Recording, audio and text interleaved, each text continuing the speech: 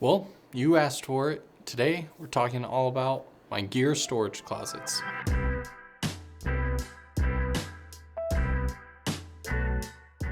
So in my last video, which was my desk tour, I basically mentioned if you guys want to see what my gear closet actually looks like, just let me know. And well, a good amount of you left some good comments, and here we are. Over the years, you accumulate so much gear and it kind of just gets spread around the entire house and starts to look really ugly with things constantly in the open. And you do your best to have storage containers, but then you're constantly needing stuff. And so then you take it out for a shoot, maybe in your studio or house or wherever.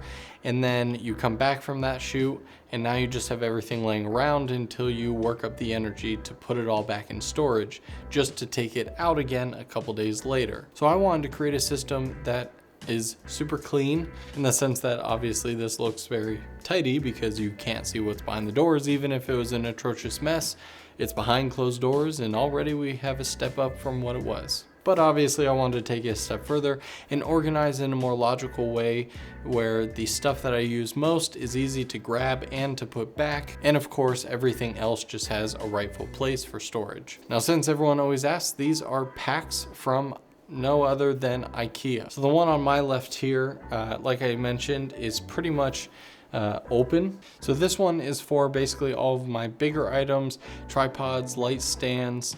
At the top, you can see there's the one shelf, which stores, again, mostly the lighting accessories. So I have my pixel light up front, small amount of storage just for like gels, good old gaff tape. I got foam boards, which I use for bounce or even backdrops on the black ones, and my giant 6x6 diffusing panel. I actually do have something on top of here just because it's so low profile and I don't want to get it damaged anywhere. These things are awesome. This is by a company called Replica Surfaces.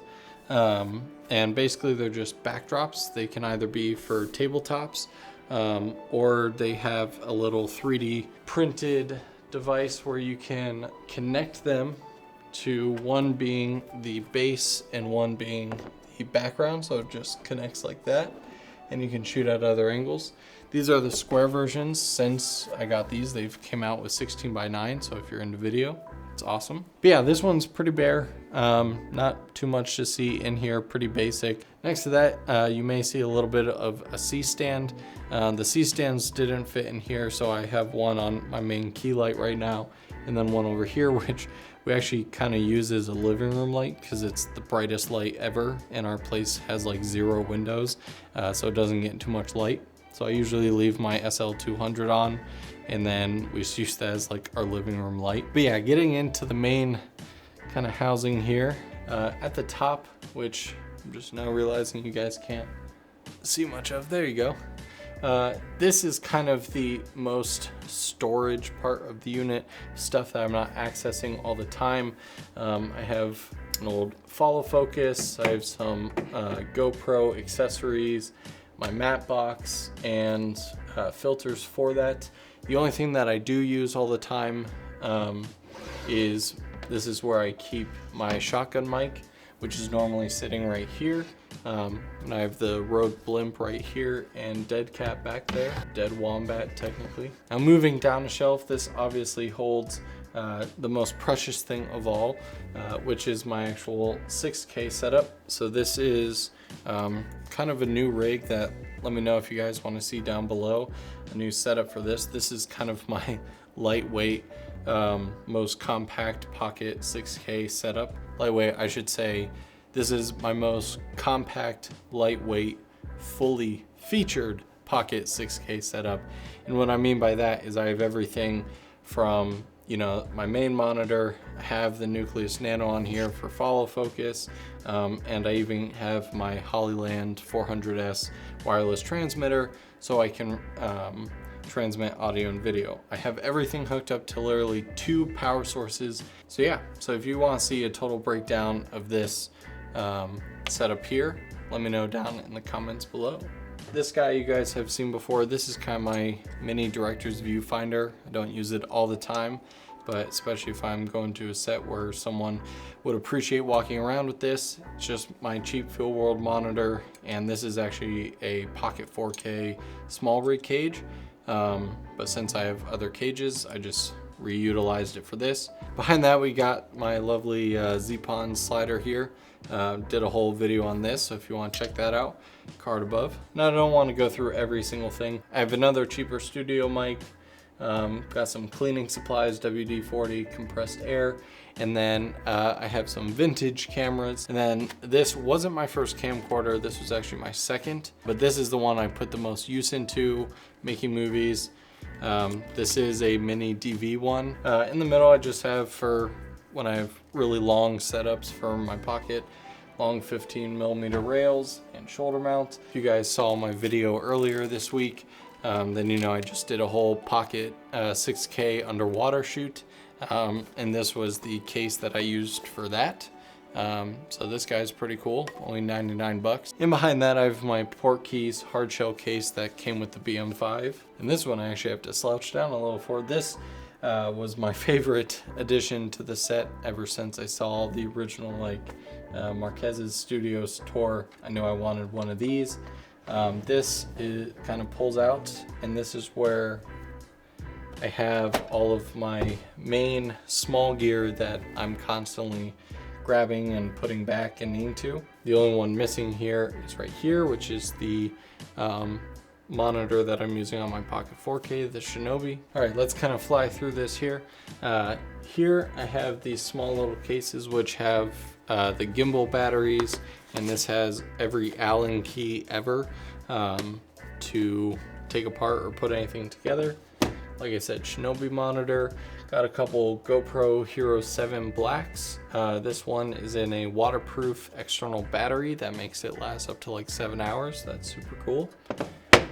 Have my Zoom H4n and accessories, connecting it to a computer. Got the power supply and of course the case.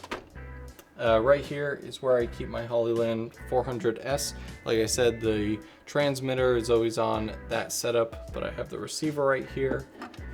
And then the Mars 300s, which they sent to me, have that pair sitting right here. Good old duster thing. Forget what, air blaster. Forget what these are called. Right below that, I have my Rode video transmitter and receiver lab system. Had this for a long time. HDMI, spare HDMI cable. Have all the lens caps and backings to all the cameras right here.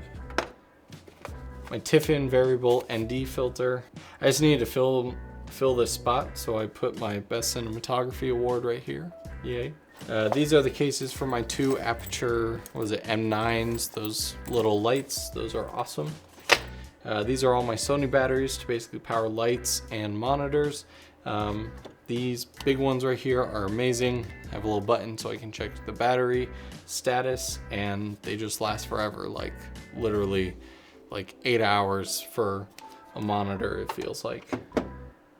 These are some most used cables, an SDI cable for the Hollyland 400S, and then a DTAP to DC power port cable. I have the two wireless remotes for both the lights, the Godox and the Pixel light, so I can control them, turn them on and off, change the power output. A couple shorter 15mm rails for gimbal stuff. These Condor Blue quick release mechanisms, got some extras right here. These things are incredible. Thank you, Armando, for not only recommending them, but sending a handful my way. And finally, I just have a kind of little phone holder, never know when you need to mount your phone somewhere, and a power cable for any of the Blackmagic Pocket cameras. So 4K or 6K if I ever need to plug them in. So for whatever reason, worst case scenario, if my battery dies, then I know I'm still okay and can find an outlet and go from there. All right, in the bottom half, it's not as messy as it looks. It's organized chaos. So basically, again, I chose this divider here with one drawer. This just keeps important documents and kind of, this is like my one like personal belongings that isn't like work necessarily type drawer. There is some business documents in there, but I don't really have anywhere else to store papers because I don't like paper. So I have a spot. Up here is kind of quick access tools. Osmo right here. The original Gen 1. Nope, that's the Osmo Mobile, I lied. But yeah, the Gen 1 Mobile. And then on this side is kind of open. I'm always using my Pelican case. I have a couple basic essentials in here, like screwdrivers and needle nose pliers. It's used all the time. A couple basic grip things, but it's relatively empty, so that way I can pull this out very quickly, grab all the accessories and small stuff I need from like this tray and from anywhere else, put it in here, and I know I'm good for whatever the shoot is. Project Rock backpack, which until my Vinta one was my favorite backpack and still very good. Put a lot of audio gear in here, and this is kind of my essentials where I'll have, if my Vinta's filled up, then I'll put excess stuff in here. And the Pelican, that's like a medium-sized shoot. And then if I'm traveling and I know I need to keep things protected and need to bring a lot of stuff, then in addition to the Pelican case, I will bring my giant Temba bag. This was the backpack that I got a number of years ago for CES, which I greatly regret just because it's a great backpack, but it's very big, very heavy, and walking through the crowds of CES, huge mistake. But this thing stores absolutely everything. And for the most part, it's relatively empty, but what it does have in it is small grip stuff that I very rarely use, because again, it's kind of packed back there. I forgot to mention too, because you know everyone owns a drone. In here, in my Project Rock backpack, is where I keep my case for my DJI Mavic Pro. This is the first generation of the Mavic Pro. A couple batteries and all necessary accessories in here. And last but not least, the most important, kind of messy but still very useful section is the battery charging station. So if something needs charged, it goes down here. Well, there you guys have it. That is pretty much, I'm sure, all, if not most, of my filmmaking gear. Sorry if you wanted to see more in-depth things. I know it was a ton of stuff, and so I kind of just mentioned things very quickly. If there's an accessory or part that you want to super learn more about, you can either ask me a question down below, which I'll answer all of them, or if you think something is video worthy and deserves a dedicated video by itself, also let me know down below. I know I've gotten a ton of recommendations for lighting setups and what my specific lighting gear is in terms of big lights, little lights, budget stuff. That is coming very soon. That's kind of its own dedicated video. Hope you guys enjoyed my gear closet taking a peek. Hopefully I can inspire some organization things of yourself. And outro.